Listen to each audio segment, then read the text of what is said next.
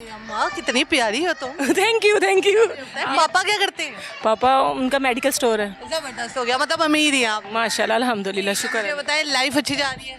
अल्हम्दुलिल्लाह। की बुरी आदत उनकी बुरी आदत यह है कि वो जब भी बच्चों को स्कूल से लाने का टाइम होता था वो लेट जाते थे। अच्छा। और बच्चे वहाँ पे बहुत परेशान होते थे, इसलिए मैंने उनसे ये रिस्पॉन्सिबिलिटी ले ली है। मैं खुद ही छोड़ के आती हूँ, लेके आती हूँ, और मैंने इनकी शॉपिंग खुद करनी है, ईद की शॉपिंग खुद करनी है, कुछ कोई रिस्पॉन्सिबिलिटी की शॉपिंग किसने करनी है? मैंने खुद करनी है। और उन्होंने कभी मुझे रोका भी नहीं है, लेकिन ये है कि वो बस वो मेरे ATM मशीन है बस। वो सिर्फ एक काम करते हैं, पैसे देते हैं, बाकी सब मैं करती हूँ। आपको जॉब करने का शौक था या नहीं? मैं बिफोर मैरिज जॉब करती थी। करती थी? मतलब मेरे अंकल का ऑफिस था वहाँ पे, तब नया नया ये लैप वो कंप्यूटर ऑपरेटर, ठीक है, वो थी। लेकिन उसके बाद मैंने अपनी चॉइस से नहीं की है। जॉब की है। और मुझे ये बताएं, अपने पैसों की बहार ही कुछ और होती है, तो खामद के पैसों से हो जाता है गुजारा? बिल्कुल हो जाता है, अपने पैसों की बहार होती है, लेकिन जब आपको 4-5 दिन तरले मिंदे करके खामन से मिल जाए ना, तो उससे बेहतर क्या है कि महीना एक आप मेहनत करो। एक महीना आप पूरी रिस्पॉन्सिबिलिटी से मेहनत करो, उठो जागो, सर्दी गर्मी बर्दाश्त करो। इससे बेहतर नहीं 8 दिन बंदे की मिन्नतें कर लो, भाई पैसे दे दो, पैसे दे दो, पैसे दे दो। मिलते कैसे करती हैं आप? बस मासूम चलो, साहब, मैं आपका हस्बैंड हूँ और आप मुझसे मिलते करें। मैंने कहना वो जमशेद साहब पैसे तो दे दो। अच्छा कल दे दूंगा। वो कल अगला फिर कल आ गया, वो फिर दे दें पैसे, तो अच्छा यार मैं शाम को दे दूंगा, ठीक है। और फिर शाम को मैंने कहना है अब देने हैं कि नहीं देने। सही धमकी आप लगा। हाँ बस ऐसे। और हमें आपके हस्बैंड का नाम पे मिल गया, जमशेद साहब, ठीक है। मुझे बताएं, माशाल्लाह आपकी चारों बेटियां बहुत प्यारी हैं।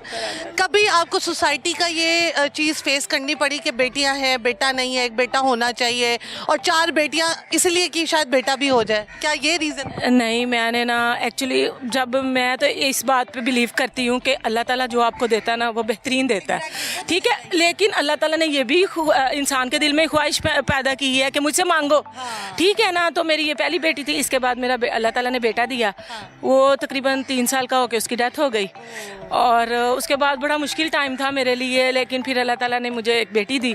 और जब मेरी बेटी हुई तो मैंने अल्लाह ताला का लाख लाख शुक्र अदा किया कि मैंने कहा या अल्लाह तेरा शुक्र है, क्योंकि मैं बहुत ज़्यादा, ये 6 साल की थी और ये भी और मैं भी, हम लोग एकदम जिसको कहते हैं ना टूट जाना, हम वो टूट गए थे। तो हमें एक बच्चे की अशद ज़रूरत थी जो हमारे घर में रौनक लगाए।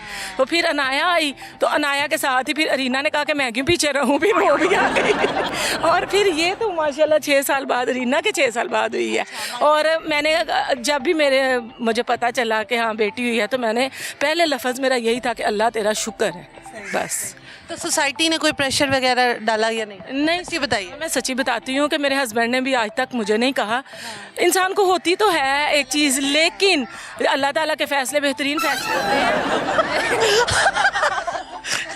ये भी चलता है, ये भी चलता है, शौक पार्ट ऑफ लाइफ है। शायद मैं तो नहीं पता वो सियाना कहो, कह रहे आप मेरा काम क्यों ले रही हो, वो भी कहाँ करता है ना, हम भी वही तमाम चीज़ें करें। तो मेरे हस्बैंड ने भी कभी नहीं कहा, तो हम लोग अल्हम्दुलिल्लाह खुश हैं। अल्लाह ताला इनके नसीब अच्छे करे, सब बच्चे बच्चियों के नसीब अच्छे करे।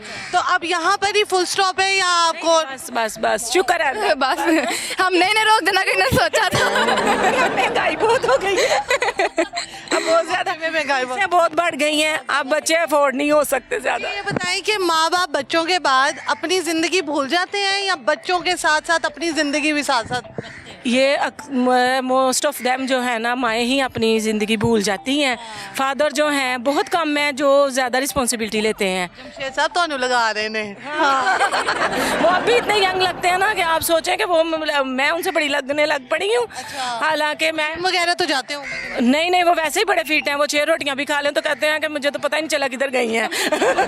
हमें तो हवा भी लग जाए। मैं पानी भी पीऊँ तो मैं कहती हूँ हाय आधा किलो बढ़ गया ना।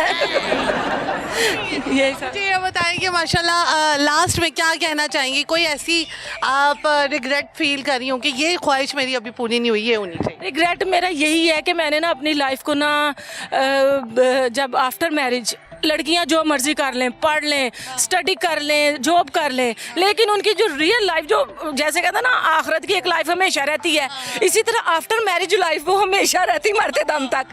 तो मैंने ना उसको शुरू में अब बड़ा मैं अब फील किया कि अपनी इन लॉज का मैंने प्रेशर लिया होता था, यही होता था काम करो, ये करो, वो करो।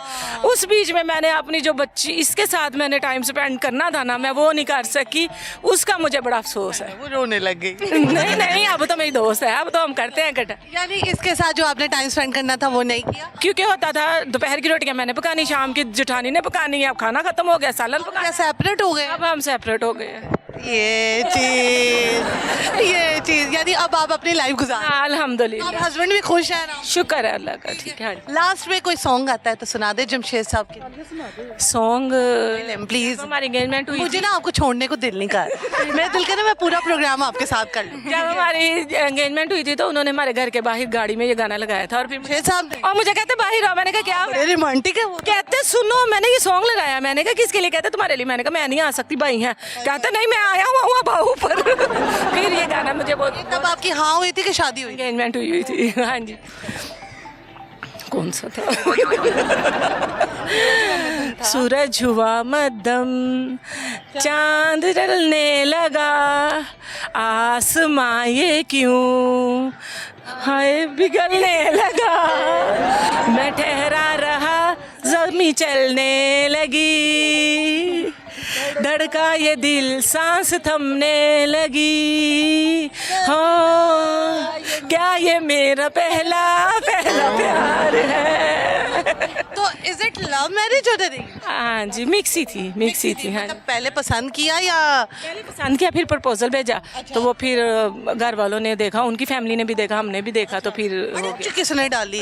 नाने ने डाली थी। शेद के क्यों ना? शेद कहते थे दुआ करो मेरा नाना फोत हो जाए। वो क्यों नाने ने क्यों अरेंज? नाना एक्चुअली कहता था कि हमने आउट ऑफ फैमिली नहीं करना। अच्छा। वो हम मुगल हैं और वो पठान थे। तो वो नाना पुराने ज़माने का था, उसकी ये थिंकिंग थी लड़की अच्छी है, एजुकेटेड है, लेकिन हमने आउट ऑफ कॉस्ट नहीं करना। ये क्या बात हुई? अगर आपको अपनी बेटियों के लिए आउट ऑफ कॉस्ट पे करना पड़े आप करेंगे? मैं कर लूँगी, फैमिली अच्छी होनी चाहिए, लड़के लड़का अच्छा होना चाहिए। हाँ जी। तो फिर नाना कब गए? तो गए, अल्लाह ने सुन ली जमशेद की। और उसने हंसते हंसते मुझे बताया कि मानो नाना की डेथ हो गई है। मैं आपकी शादी हुई? फिर मेरी शादी हुई। अल्लाह भी आपके साथ ही था। हाँ जी। डाली। जो अल्लाह ने करना होता है रास्ते में कोई भी फिर रुकावट खत्म हो जाती है फिर, जब आप दुआ मांग। सच्चा हो तो। वैसे भी आप शाहरुख खान की फैन है लग रहा है, और जमशेद साहब भी। तो वो जो कहते हैं ना कि पूरी कायनात उसको मिलाने में आपकी कोशिश। कायनात ने थोड़ी सी कोशिश की कि हाँ अटैक ले आए नाना को, तो वो फिर बस ऐसे अल्लाह की रजा से वो। अल्लाह की रजा है, कोई जान लेने वाला जान देने वाला हम में से तो कोई नहीं होता। चले लास्ट मैसेज आजकल के नौजवानों। आजकल के नौजवानों को मैं यही कहूँगी कि किसी भी काम में जल्दबाजी नहीं करनी चाहिए। अगर एक ठीक है, एक हालात हमारे मुताबिक नहीं चल रहे हैं, उस पे आप थोड़ा सा अक्ल से काम लें और थोड़ा सा ना खामोशी इख्तियार करके सब्र से काम लें। जिसको कहते हैं ना कि सब्र और शुक्र, ये जो है ना, ये बहुत बेहतरीन एक नुस्खा है ज़िंदगी गुजारने का। इसमें आप अल्लाह ताला ने ये रास्ता बताया, ये हमने नहीं बताया। तो अगर इन दो बातों पे बंदा अमल करे हर मामले में, तो लाइफ बहुत आसान हो जाती है। आप मुझे बड़ी समझदार लग रही हैं और बड़ी अच्छी और खुल के बातें कर रही हैं। एक अच्छी मैरिड लाइफ गुजारने के कोई 2-3 टिप्स बता दें। आजकल आपको पता है डाइवोर्स बहुत ज़्यादा चल रही है, और बड़ा ससुराल वालों ने भी तंग किया होता है, लेकिन कई बहुएं भी आती हैं जो बड़ी तेज़ होती हैं। बस जो बहुएं अच्छी होती हैं ना, उनको ससुराल वाले नहीं अच्छे मिलते, और जो ससुराल वाले अच्छे होते हैं उनको बहुएं अच्छे नहीं मिलती। इसीलिए कोई बंदा खुशी नहीं है इस दुनिया में। लेकिन बहुओं को जो बंदा फंस जाता है यहाँ, सास तो मेरे ख्याल में उनके लिए तो कोई मशवरा नहीं है, क्योंकि उनको बहुओं के लिए यही कहूँगी कि सास की रिस्पेक्ट करें। 40, 45, 50 साल वो आपसे बड़ी होती हैं, तो उनका तजर्बा भी ज़्यादा तो सासें भी छोटी छोटी। हाँ वो भी है, लेकिन बड़ी तो हुई ना, चाहे जितनी भी छोटी हो गई। उनकी रिस्पेक्ट करें लड़कियाँ, और सासों को भी चाहिए कि उनको अपने बच्चों की तरह ट्रीट करें। कि अगर हमें खाना पकाते अगर 20 साल हो गए हैं, तो उन बच्चियों को तो 20 साल नहीं हुए ना अभी, तो उन पर थोड़ा सा उनको टाइम दें, उनको अंडरस्टैंड करने का कोई भी माहौल हो, उसका का बेटा होता है, आप सास बड़ी अच्छी बनती है। हाँ मैं बच्चों की अपने दामादों की भी बड़ी अच्छी सास बनूंगी इंशाल्लाह। लास्ट में मैंने एक सवाल आपसे पूछना था। मेरे भांजे भी मुझे, मैं उनकी फेवरेट इतनी मुस्कुराती रहती है ना, मुझे लगता है वो अपने हस्बैंड की भी बड़ी फेवरेट। हाँ जी, बस शुक्र है अल्लाह का। अच्छा मुझे बताएं, आर यू रोमांटिक या हस्बैंड रोमांटिक? शादी से पहले वो बहुत रोमांटिक थे, मैं नहीं थी। लेकिन शादी के बाद दोनों नहीं है। अब ये ज्यादा है, वो नहीं है। हाँ, वो क्यों नहीं? उनकी फिक्र ज़्यादा होती है, उनको शुगर हो गई है, तो मैं फिर उनकी ज़्यादा केयर करती हूँ।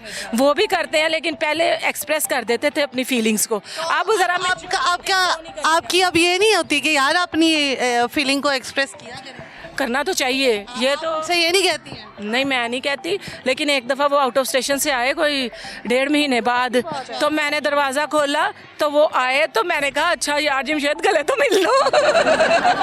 जमशेद ने गले मिले? हाँ, चुप के देखा ही नहीं।